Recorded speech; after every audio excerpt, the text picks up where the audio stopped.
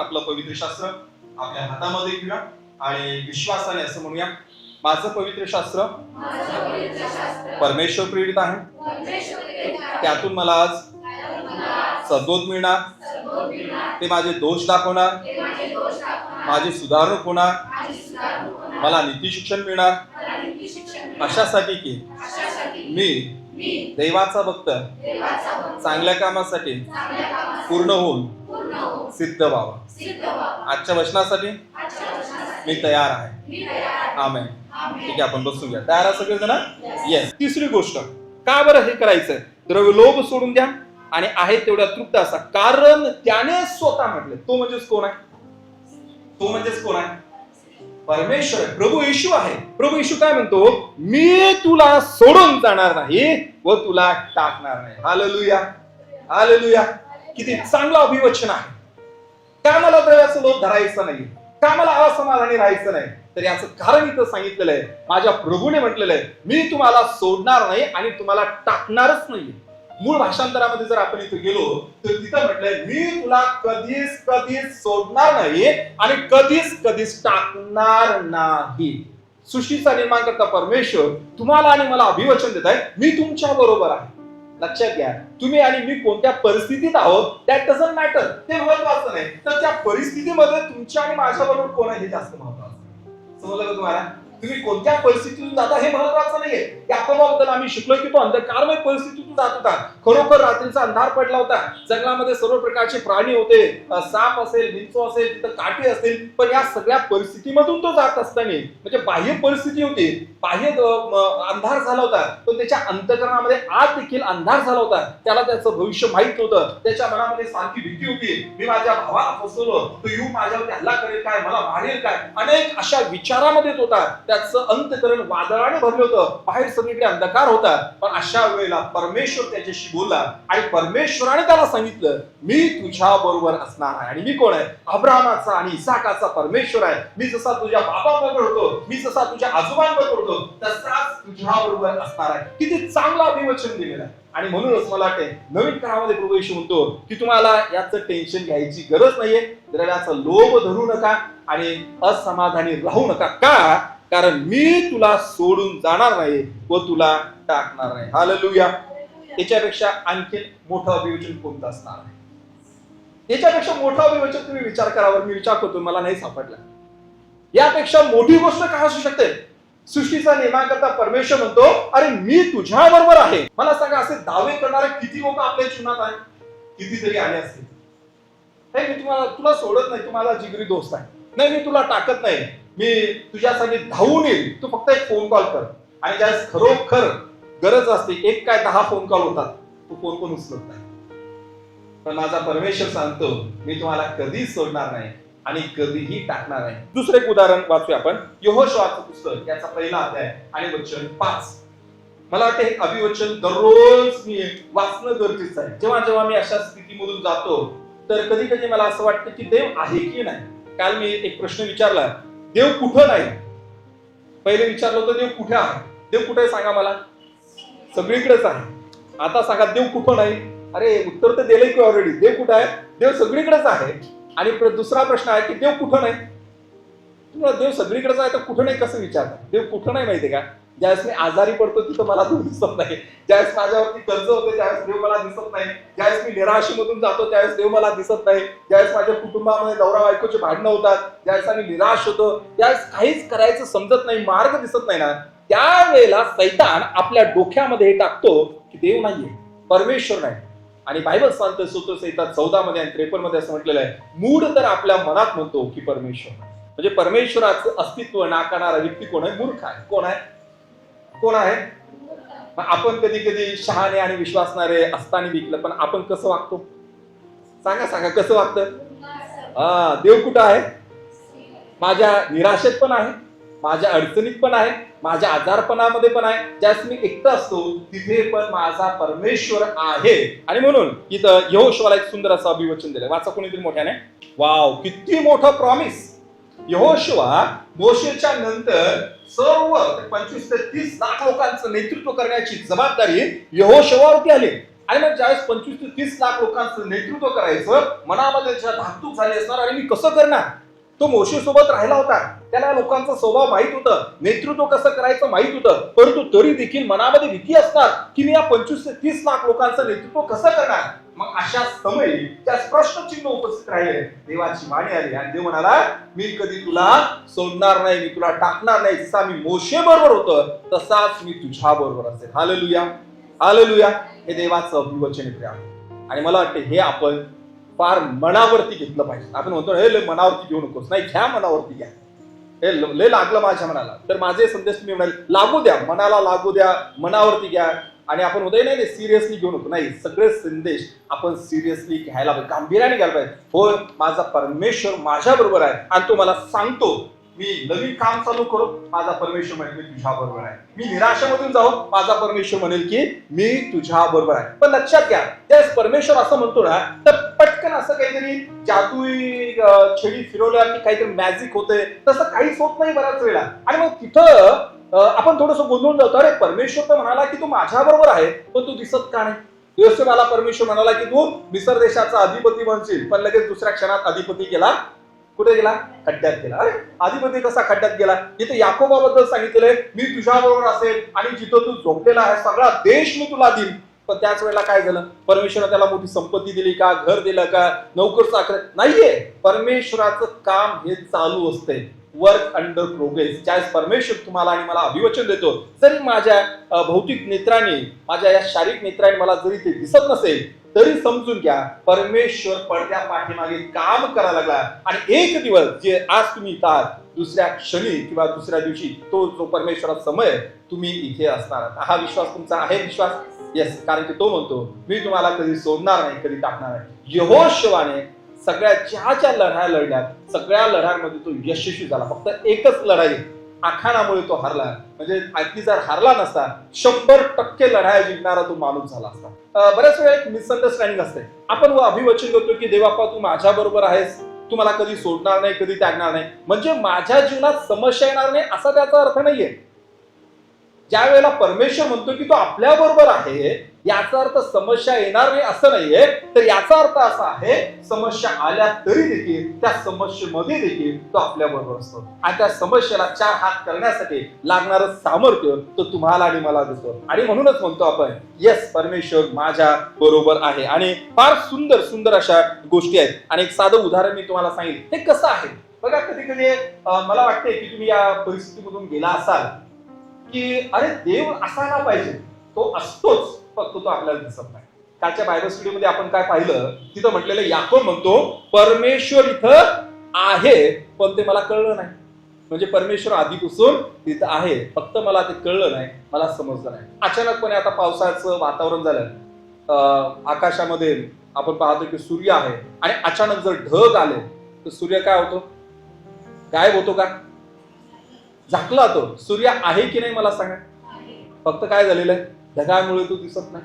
मग माझ्या जीवनात जे असे अडचणीचे ढग येतात, कर्ज असेल, कौटुंबिक समस्या असतील, माझी मानसिक स्थिती ठीक नसेल, कामाच्या ठिकाणी मला त्रासामधून जावं लागत असेल, मग बऱ्या माझ्या पैशाच्या अडचणी असतील, माझ्या आध्यात्मिक जीवनाच्या अडचणी असतील, मोठमोठे ढग येतात आणि मग आपल्याला काय वाटते की देव नाही, पण तो नेहमीच करता तिथे असतो. आणि यहोशुवाला प्रॉमिस केलं की मी तुझ्या बरोबर असणार. बरं, मग त्याचे फायदा काय आहेत, आपण शेवटच्या मुद्द्याकडे जाऊ. चला वाचूया आपण 6 नंबरचं वचन वाचा. जर देव माझ्या बरोबर आहे तर मला काय लाभ होणार आहे, का मी टेन्शन फ्री लावू शकतो. येस, वाचा.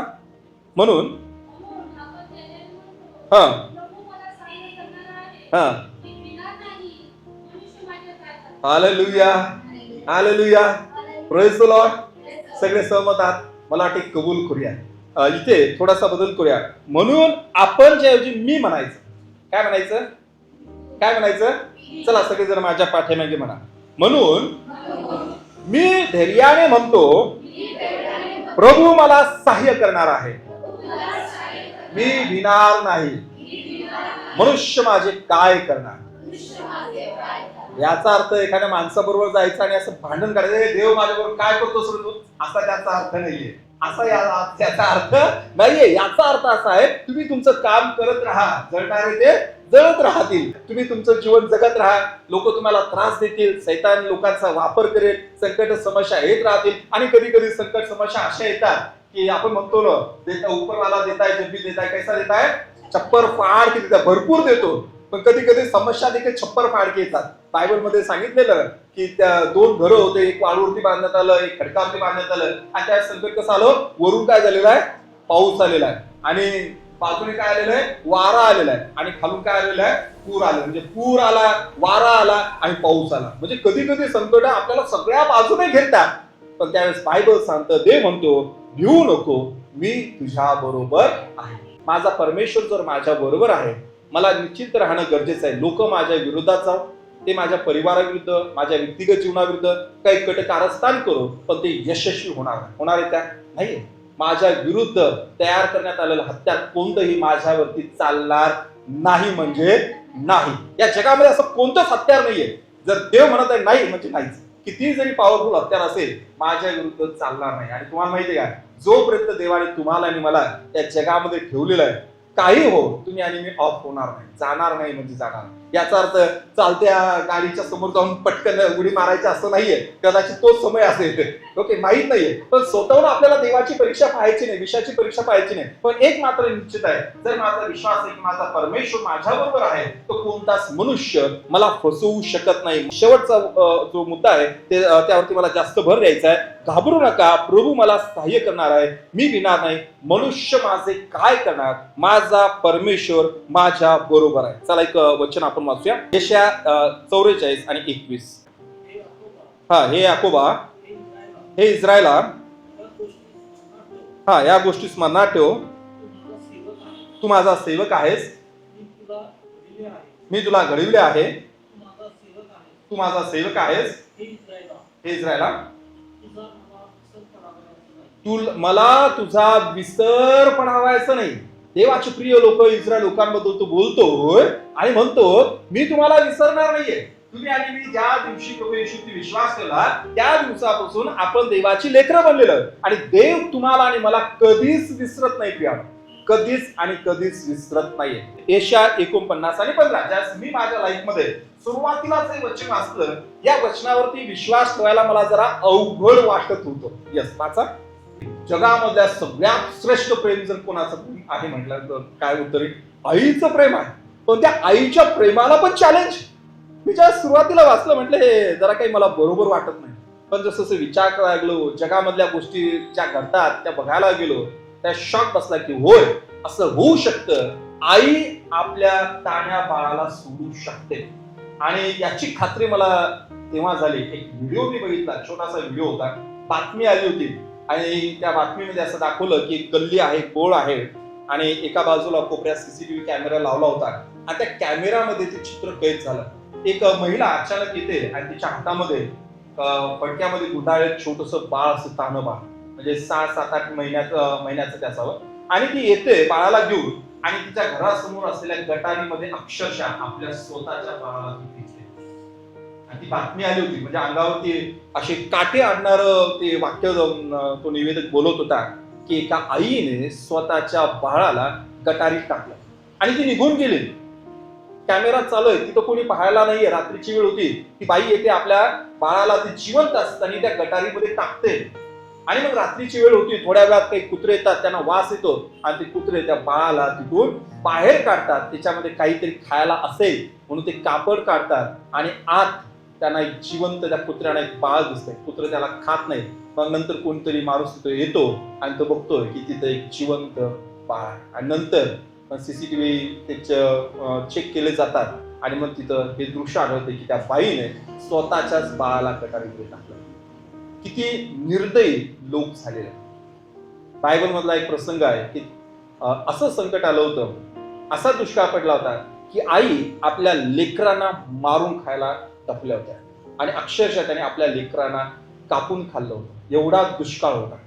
सांगायचं तात्पर्य असं आहे की किती खरं आहे बायबलचं वचन की एक आई आपल्या लेकरांच्या बाबतीत इतकं निर्दयी वागू शकते का? हो, वागू शकते. या थराला एखादी आई जाऊ शकते. याचा अर्थ सगळ्याच आहे असं नाहीये. आईचं प्रेम हे सर्वश्रेष्ठ आहे. आईच्या प्रेमाची तुलना कोणत्याही प्रेमाबरोबर केली जाऊ शकतच नाही.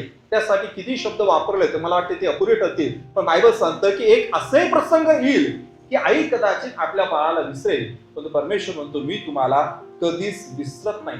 आईच्या प्रेमापेक्षा श्रेष्ठ प्रेमचं काय असेल तर ते आहे आपल्या परमेश्वराचं. मला सांगा, तो जर आपल्यावरती एवढं प्रेम करतो, आपण थोडं पण करायला नको का? नको का? मग माझं देवावरती प्रेम आहे मी कसं सिद्ध करणार? बरेचसे मार्ग आहेत. मी देवाला भेटण्यासाठी किती वाजता येतो आहे की नाही? देव माझी वाट पाहतोय पण मी निवांत येतो. जर मालक आपला कुठे मी तुझी वाट बघतोय 10 वाजता, तर 10ला 5-10 मिनिटासाठी सर येस सर आलोय सर मी थांबलो. म्हणजे सर आपले बॉस देवापेक्षा महान आहे असंच मला कधी कधी वाटते. आठवड्यातील फक्त देव 2 तास आपल्याकडे मागतो, फक्त 2 तास. सगळे तास आपले आहेत. पास्टर डिस्टर्ब करत नाही, देव पण डिस्टर्ब करत नाही. फक्त 2 तास द्यावे लागतात. त्या 2 तासासाठी देखील आपण एवढा विचार करतो. याचा अर्थ असा आहे की आपलं देवावरती तेवढं प्रेम नाहीये. आपण अनेक वर्षापासून विश्वासात आहोत पण आपण परिपक्वतेकडे गेलेलो नाही. We need to be matured होणं आणि एजेड होणं, दीज आर 2 डिफरंट वर्ड्स. हे 2 वेगवेगळे शब्द आहेत. म्हातारा माणूस आणि परिपक्व माणूस आहे. आपण म्हातारे व्हायला लागलो की परिपक्व व्हायला लागलो? मला वाटते आपल्याला परिपक्व होण्याची गरज आहे. कारण की आपला परमेश्वर म्हणतो मी तुमच्या बरोबर आहे, मी तुमच्यावरती प्रेम करतो, मी तुमची काळजी घेतो. आणि मग तो तुमच्याकडून आणि माझ्याकडून छोट्या गोष्टीची अपेक्षा करतोय आणि तो म्हणतोय मी तुमच्या बरोबर आहे. आणि मला वाटते ही गोष्ट एक छोटीशी नाही, फार मोठी गोष्ट आहे. ही गोष्ट आपल्या जीवनातील प्रत्येक संकटाला सामोरं जाण्यासाठी काफी आहे. आहे तुमचा विश्वास? त्यावेळेस दावीद गल्याबाच्या समोर गेला. गल्यात काय म्हणाला? म्हणजे त्याचं वर्ण तो उंच आहे, दिपाड आहे, त्याच्याकडे भाला आहे, बर्ची आहे, सगळे त्याचं शिपाई आहे. आणि त्याने त्याला चॅलेंज दिलं की मी तुला काय करणार? कापून काढणार आणि तुझे तुकडे आकाशातील पक्ष्यांना खायला देणार. परंतु दावीद एक गोष्ट मोठ्या धाडसाने म्हणतो. तो काय म्हणतो? इस्रायलचा जो परमेश्वर आहे त्याच्या नावाने मी लढायला आलो. माझा परमेश्वर माझ्या बरोबर आहे. आज तुमचा गल्ल्यात हा खरोखरचा माणूस असेल असं नाही, पण काही असू शकतो. आपल्या जीवनातला जो काही गल्ल्यात आहे ना त्याच्याशी जर आपल्याला लढायचं असेल तर एक गोष्ट मात्र शुअर आहे आणि ती म्हणजे तुमचा आणि माझा परमेश्वर आपल्या बरोबर असणं गरजेचं आहे. तर त्यासाठी आपण त्याचा हात तरी धरायला पाहिजे. तो म्हणतोय की मी आहे तुमच्या बरोबर. पण बऱ्याच वेळेला कसं होते, लहान लेकरासारखं आपण लहान लेकराचा हात धरतो आणि बाजारातून त्यांना घेऊन जातो, गार्डन मध्ये कुठे फिरायला गेले की त्यांना घेतो. पण लहान लेकरं काय करतात? कधी कधी आपला हात सोडतात आणि इकडे तिकडे पळायला लागतात. मग काय होते? त्यांचा अपघात होतो. म्हणजे त्या लहान लेकरांनी बाबांचा हात धरला पाहिजे. तसाच तुम्ही आणि मी देखील परमेश्वराचा हात धरणं गरजेचं आहे. जर आपण सारखंच परमेश्वराचा हात सोडत असू तर त्याला देखील ते योग्य वाटणार नाही. तो मेंढपाळ आहे, आपण मेंढर आहे, पण त्या परमेश्वराने आपल्याला चांगल्या कुरणात न्यावं, चांगलं पाणी द्यावं, आपलं नेहमी करता संरक्षण करावं. यासाठी वर्गात म्हणजे त्या कळपामध्ये राहणं गरजेचं आहे. समजत आहे तुम्हाला? कळपातून मी जर सारखं बाहेर जात असेल तर परमेश्वराच्या संरक्षणाचा त्याचा पुरवठ्याचा मला लाभ होणार नाही. मी वर्गातच बसत नसेल आणि सरांनी शिकवलेलं सगळं माझ्या लक्षात राहावं असा जर अट्टास धरत असेल तर ते काही प्रॅक्टिकली पॉसिबल नाही. आणि म्हणून इथं शेवटी म्हटलेलं आहे की मनुष्य माझे काय करणार? आणि मनुष्य काहीच करू शकत नाही. एक आई आपल्या लेकरांना विसरू शकते परंतु परमेश्वर कधीच विसरणार नाही. शेवटचे एक वचन वाचूया आणि मग आपण थांबूया. पहिली इतिहास याचा 28वा अध्याय आणि वचन 20. परमेश्वर माझा देव तुझ्या बरोबर आहे.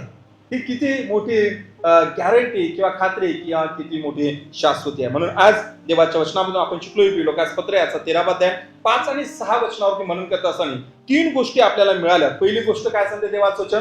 द्रव्यलोभ धरू नका. सांगा शेजाऱ्याला, द्रव्यलोभ धरू नका. दुसरी गोष्ट, समाधानी राहा, जीवनाचा आनंद घ्या, संतोष करा. स्माइल प्लीज बघा बरं, स्माइल करा बरं, स्माइल प्लीज. शेजाऱ्याकडे बघून स्माइल करा. किती रुपये खर्च आला? काहीच नाहीये. आपण स्माइल करतो माहितीये, एक माझा फोटो चांगला यावा म्हणून आपण स्माइल करतो. कॅमेरामॅनच्या समोर फोटो काढायला गेला, पासपोर्ट साईज आपण जर असं स्माइल का? फोटो चांगला यावा. मग अख्खं लाईफ पडलेलं आपण का हसत नाहीये? परमेश्वर म्हणतो द्रव्यलोभ धरू नका आणि दररोज आनंद करा. का? कारण मी तुला सोडून जाणार नाही, तुला टाकणार नाही. आणि घाबरू नका, कोणीच तुमचं काहीही करू शकत नाही. फक्त खात्री बाळगा, परमेश्वर तुमच्या बरोबर आहे. हालेलुया. आहे विश्वास, तो परमेश्वर कधीच सोडत नाही.